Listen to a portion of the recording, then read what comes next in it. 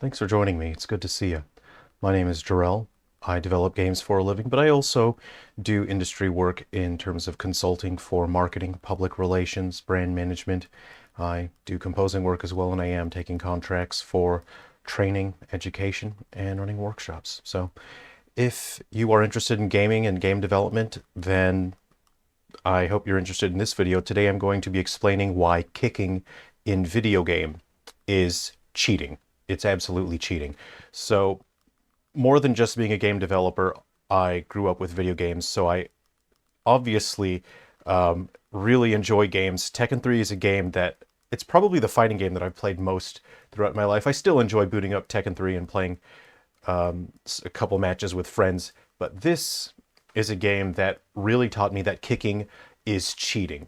In this video, I'm going to go over some frames and we're going to explain in depth why kicking gives you such an advantage. But it's beyond giving you an advantage, it's basically cheating the other player.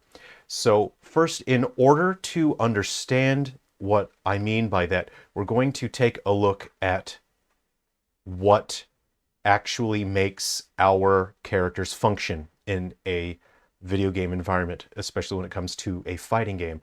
So we have two concepts to discuss. We have a hurtbox and a hitbox. So a hurtbox is basically a collider on a character that detects hitboxes. Every character has hurtboxes. It allows them to receive damage from attacks. So I am going to draw in red the hurt boxes. If the character's hurt box happens to physically touch a hit box, then the character will receive the programmatic logic for receiving damage. So I'll draw the hurt boxes. Again, the hurt boxes are what make your player character vulnerable to damage. That is a hurt box. Now we will draw the hit box. The hit box is what allows a character to attack or deal damage to another player character or another character. I'll go ahead and draw that. That's basically the hit box there. If this hit box touches the other player's hurt box, then the player will receive damage. So in this standing position, you can see that the player can be hit basically anywhere. This is actually a pretty good punch for this character because his hurt boxes, you can see, because he's crouching, his hurt box for his head is actually obscured a little bit. You know, he's reduced in profile, so it makes him less vulnerable. Let's go ahead and have a look at some gameplay footage again. We'll scrub back again in this footage, and we'll see Eddy Gordo pretty oppressively applying pressure to Ling Xiaoyu, and we'll take a look and explain why that is. So Eddy Gordo has a couple very cheap moves that let him cheese enemies. You can see that he can do these cartwheel kicks, and you can apply pressure to the other player character pretty easily. You can see this move here is absurdly cheap, and we will take a look at that with frame data. But basically, if you take into account the description of the hurt boxes and the hit boxes, which we just went over, you can see all of Eddy Gordo's hurt boxes, the things that make him vulnerable, are very far away, and his hit boxes are able to reach very far. Let's go ahead and watch a little bit more of this gameplay here, and you can see you can basically cheese and cheat. And what allows Ling Xiaoyu to actually close the gap is this sort of maneuver here. We'll go ahead and get back to that here. And if we can pause at just the right time.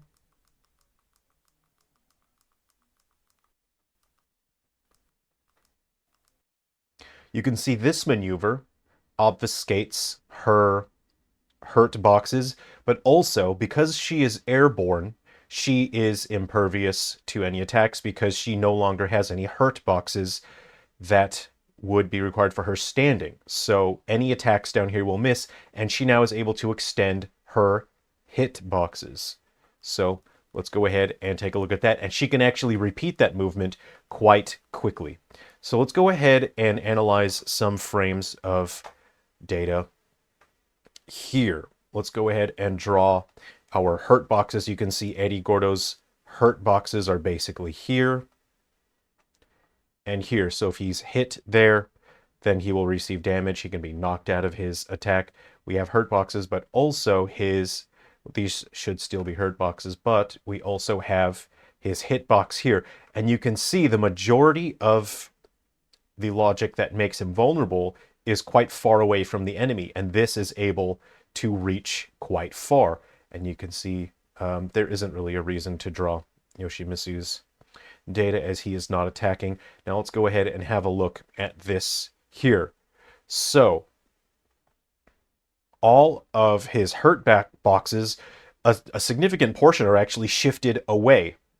And we now have this hitbox that reaches very far, and it would be very difficult for the player character or the enemy character to counter that, because striking up here, the opposing character doesn't really have any attacks that can reach down here without making themselves vulnerable. If Yoshimitsu were to crouch, his head would be vulnerable to that, and if he were to kick, he would be very vulnerable to that if he were to punch. So the opposing character doesn't really have a way to counter that, and there's nothing up here that makes Eddy Gordo vulnerable. We'll take a look at this frame here. And Tekken is a 3D fighter. It takes into account the Z-axis or the Z-axis. And all of the hurt boxes are shifted away. And again, we have this nice big hitbox here. And the opposing character would basically have to jump over that and approach from the top. And then attack with an aerial move. So this is quite unfair. You would have to block. But because of Eddy's logic, the vast majority of his moves are multi-hits. So even if the other player blocks, they're going to receive shield stun, which means that even if they block the attack, they receive some stun, so they're not able to act immediately. And Eddy Gordo is able to act so quickly that even if the enemy were to shield that, he can just continue button mashing and spamming attacks. This right here is the greatest evidence for cheating. These are all of the hurt boxes, and they are now entirely 100% out of reach of the opposing character. There is nothing that the opposing character can do in order to counter this to damage, because all of his attacks would basically reach here, and anything that he would need to do to get within range of this attack, they would be hit by this hitbox here. Here's a similar situation, but this is a multi-hit, so it's even worse. The previous attack was a single hit. This is a multi-hit, so it's even tougher to deal with. So you can space this out and even approach. You can perform this maneuver from farther away, from a farther distance, but you can see it's very hard to counter that because the opposing enemy has no way to deal with that threat. There's no way to close the gap. And Tekken does not rely on things like projectiles. Sure, some characters have disjoints, but they are not projectile based in the way that, say, for example, Street Fighter is. So this is a situation where it can be unfair. And basically, Eddy Gordo can cheat. He can cheat by basically cheesing the system and granting himself an advantage that many other characters are not able to grant themselves. So this is a situation where punching puts you at a disadvantage. You can see that the opposing character has many ways to deal with this. Law is out of range of that, and Law can do many things in terms of low attacks to kick and hit the hurt box here. This is a problem that is unique to punching, because in order for the punch to make sense, your hurt boxes are more visible. They're more within reach. Your head hurt box is well within reach. The other player can jump and perform an attack that would hit the player's head. They can perform a medium kick. They can actually reach under that and kick and hit the player here, hit the player here.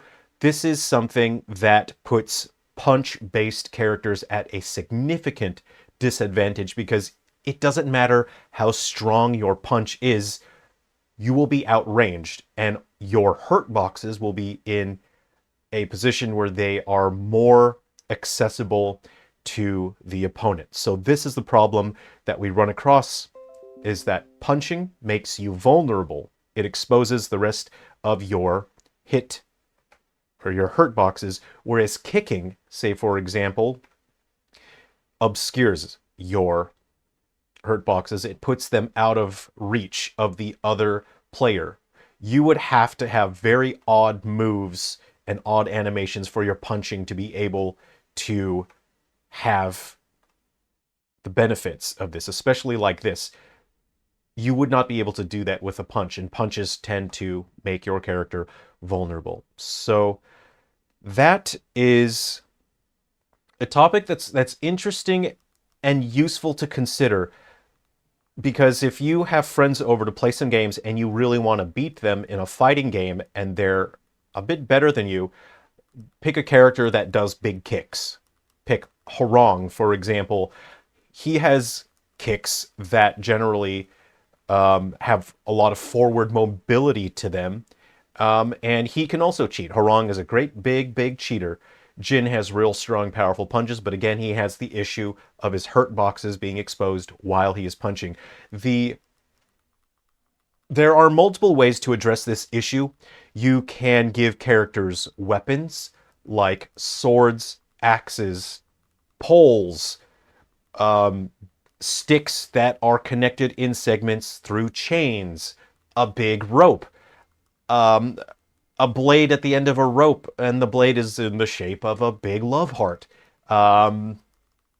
Anything. There's many other ways to increase the range of a punch, and that's basically what is required in order for punches to not put the player at a disadvantage here. You can see Jin generally does better when he has forward mobility with this kicks, but Tekken 3 is a 3D fighter, so you can use the foreground and background to avoid attacks. Now we discuss frame data. Punching is significantly faster, which means that punches start faster and there's less end lag. End lag is the time during which your character is vulnerable and unable to perform any further actions after they have performed their maneuver. Kicking tends to have longer startup, which means it takes longer for the attack to start, and longer end lag, which means your character is more vulnerable after performing their attack. However, as you can see with Eddy Gordo, many of his attacks are multi-hits and they're combo-based, and so there's basically a non-stop flurry of, if you'll pardon my French, this is a technical term, bullshit. Eddy has a very strong bullshit factor. As you can see, it's pretty much non-stop that he's able to obscure his hurt boxes and just throw out his random bullshit by button mashing. Your 10-year-old cousin can come over and totally destroy you in Tekken without any experience, even though you've been playing for years. And so that is the logic explaining why kicking in video games is cheating. Thank you very much. I hope you enjoyed today's video. And if you have a favorite character in Tekken, let me know. For me, I really enjoy Hurong and Eddy. I mean, I just outed myself as a cheater in Tekken, didn't I? But I also enjoy Brian Fury as well. And Lily too. So anyway, there's a ton of characters in Tekken. Thanks for watching. Take care of yourselves. Be well.